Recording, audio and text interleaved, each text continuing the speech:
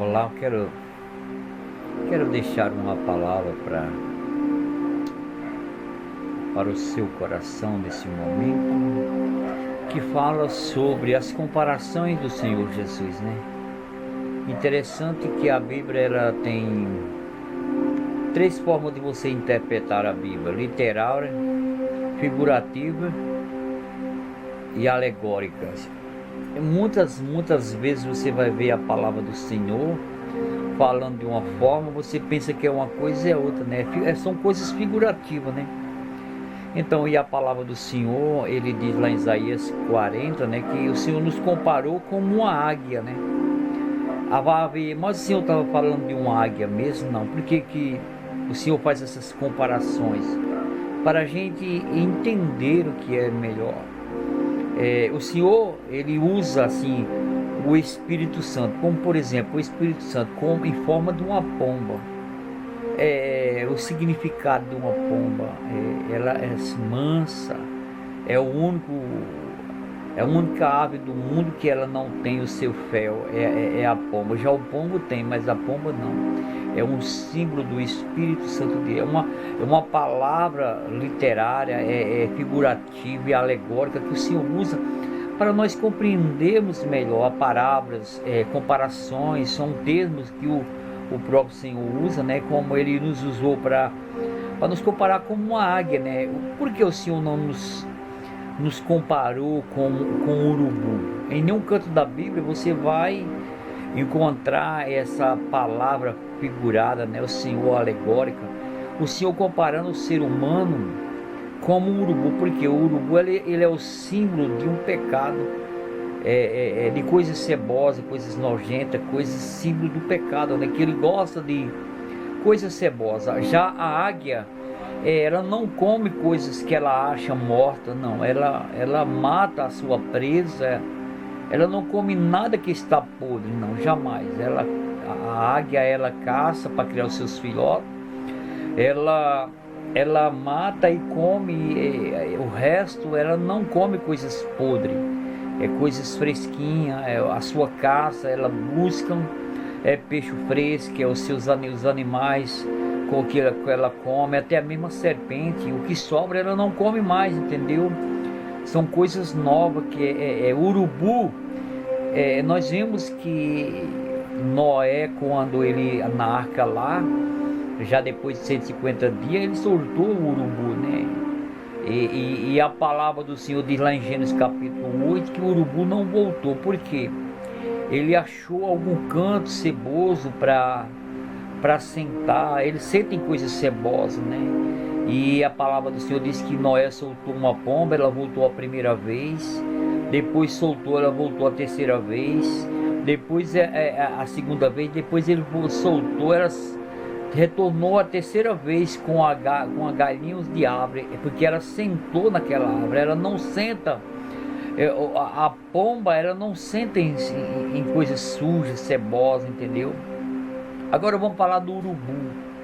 O urubu é um bicho inofensível, que ele aparentemente ele não tem a capacidade de matar. O urubu, ele não tem capacidade de matar, mas ele é totalmente perigoso. Ele é aquele que ele não tem, mesmo não tendo a capacidade de matar, ele vive da miséria dos outros. Ele vive como se diz, da miséria dos demais, né? Ele se alegra ele tem um símbolo de se alegrar quando alguém morre. É por isso que o cristão não pode ser comparado ao urubu. Ele não tem uma capacidade de matar, mas ele olha no rebanho ou em algum animal, ele vai observando lá de cima, até que aquele animal ele vai se distanciando do rebanho, ele vai saindo, ele vai fraquejando, está ferido, ele já começa a se alegrar. O urubu é esse tipo de ave, de rapina, que ele se alegra quando o animal está ferido e vai doente. Ele espera dias e dias, ele não tem essa capacidade de matar. Mas quando aquele animal cai fraco, fragilizado, que está ali ferido, ele vai lá, ele não mata, mas ele vai lá, já come, muitas das vezes ele começa a comer o animal vivo, né? Que ele não tem mais capacidade de reagir.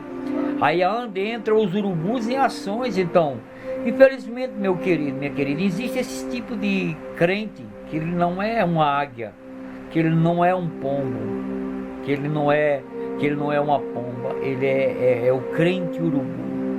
É aqueles que ele se alegra na queda dos seus irmãos.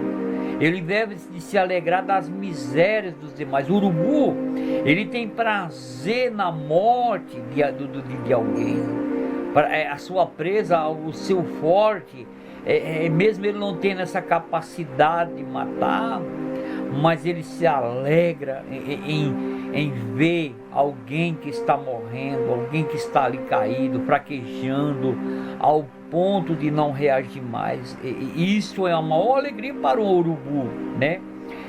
O carnudo, infelizmente existe essa classe como da mesma coisa de pessoas, aquelas pessoas que ele sempre ora o contrário. Ele não ora para Deus preparar uma oportunidade de criar coisas novas. Ele ora para Deus tomar cargo de alguém. Aquele que aquele é o crente que a oração dele é como a oração de um macumbeiro. E pega isso, precisa estar revestido.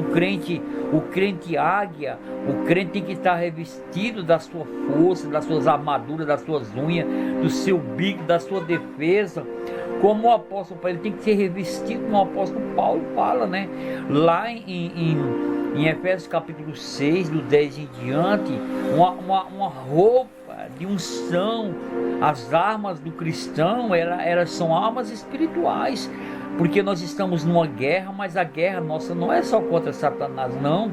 A maioria da guerra hoje em dia é contra os próprios irmãos. A palavra do Senhor diz lá em Mateus capítulo 6, que os próprios inimigos do homem é da sua própria casa, meu querido. Nós estamos vivendo hoje, infelizmente, cada um por si. Muitos escapar pela sua própria vida. Hoje a maior guerra que nós enfrentamos, infelizmente, são dentro das próprias igrejas. Os crentes contra os crentes. Pessoas, cada um querendo ser mais do que o outro, sabe mais, pode mais, eu faço mais. Infelizmente, a glória do Senhor eles deixaram de lado. Paulo diz, né? Ele diz que muitos homens se endeusaram, se fizeram deuses, né? Infelizmente são muitos que têm buscado não para ser servo, como diz lá no Evangelho de João capítulo 6, 26, o Senhor diz que aqueles que me servem, aonde eu estiver estarás comigo, e meu Pai me honrará. Mas infelizmente é o que nós mais temos visto hoje, principalmente nas igrejas, no povo que se diz povo de Deus. Ele não busca as coisas para se preocupar com o próximo, com as coisas de Deus, glorificar a Deus. Cada um quer vender a sua própria sardinha, cada um quer buscar o seu próprio status, né? E a palavra do Senhor diz que essas pessoas, naquele grande dia, o Senhor vai dizer para ele: você já recebeu na terra, apartai-vos de mim, maldito, que eu não vos conheço.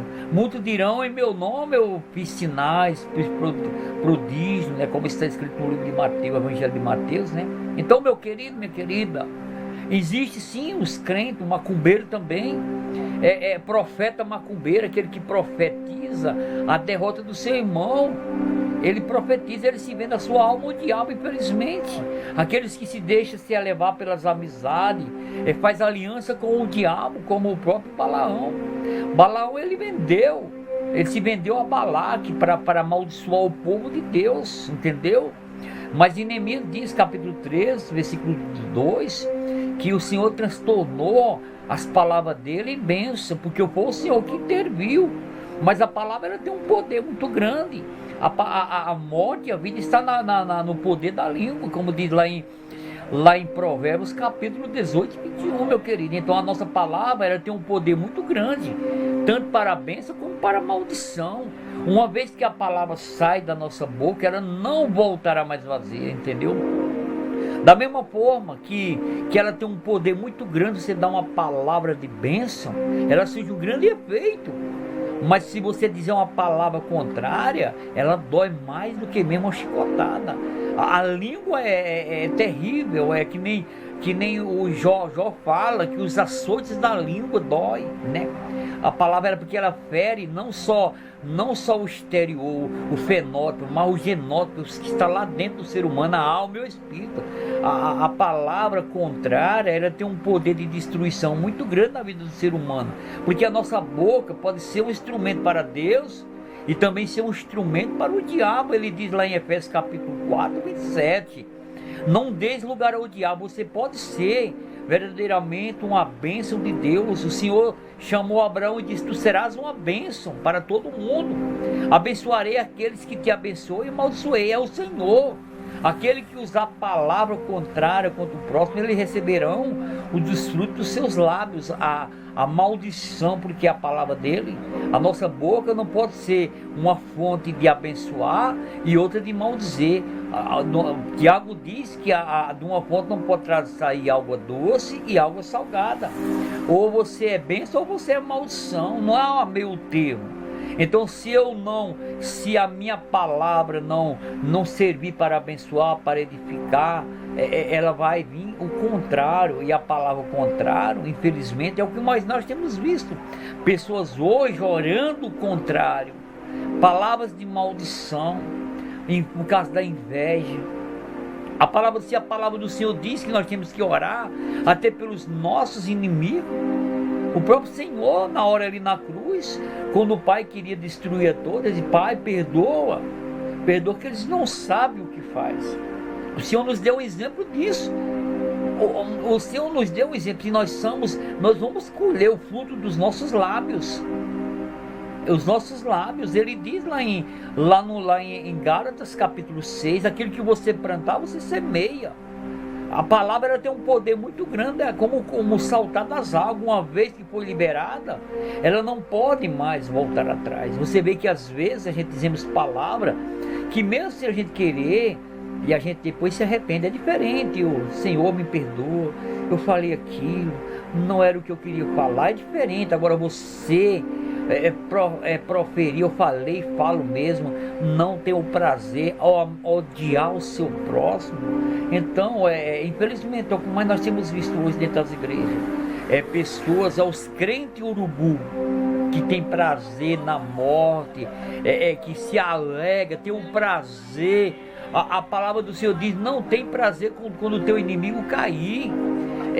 Nós temos que ter um sentimento, não podemos ter um espírito de vingança. Imagina se José tivesse um espírito de vingança contra os seus irmãos. Não. O próprio irmão dele, quando chegaram ali, lá em Gênesis 45, ele disse: não, meus irmãos, não choreis, eu não vou castigar meu pai, não vou, porque para isso foi vocês, através do mal que vocês fizeram a mim, Deus transformou em bênção. Jefté, os irmãos deles venderam a ele, rejeitaram ele, não tiveram ele como irmão, mas Deus transformou em bênção. Então a nossa vitória, a nossa boca, ela foi feita para abençoar, meu querido, minha querida. Então se há qualquer coisa contrário, que não seja na palavra de Deus, de bênção da nossa boca, a nossa boca ela é um cané, Deus falando. Quando a palavra ela é abençoada, ela tem um poder muito grande. Você não sabe, tem um ditado que diz, né, que um obrigado bem dado mesmo, muitas das vezes vale mais do que dinheiro. Você não sabe como é bom você ter uma palavra de ânimo, uma palavra de estímulo para as pessoas. Então, meu querido, minha querida, eu quero falar um pouco sobre isso que eu falei do urubu. Infelizmente, a palavra do Senhor, há várias comparações. Não seja um crente urubu, não, que não tem a capacidade de matar, mas se alegra com a derrota dos outros, com a miséria dos outros. Seja um crente águia, uma águia que supera, que se renova as suas forças, porque o Senhor nos comparou como uma águia, como uma pomba, símbolo do Espírito Santo de Deus. Você representa a paz de Deus. Nós somos os pacificadores de Cristo, nós somos os promotores. A palavra do Senhor diz lá em Tiago capítulo 3, 18, porque o fruto da justiça semeia-se na paz, para os que exercem a paz do Senhor, meu querido. Então, o que eu quero falar para você nesse momento é isso. Ou não, você é bênção ou você é maldição, não há meu termo. Não há meu termo, ou eu sou de Cristo ou eu sou do diabo, não existe o meu termo.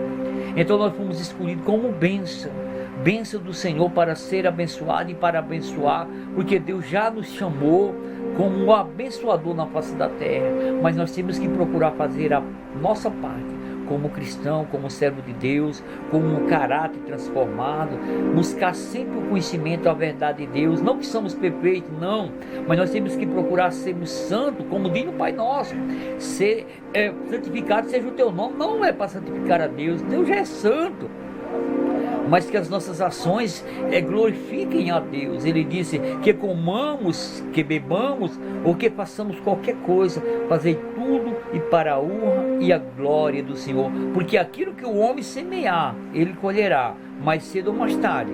Não tem como escapar. Um dia todos prestarão conta, todos terão um encontro com a verdade, que seja eu, que seja você, tá bom? E que Deus o abençoe em nome de Jesus.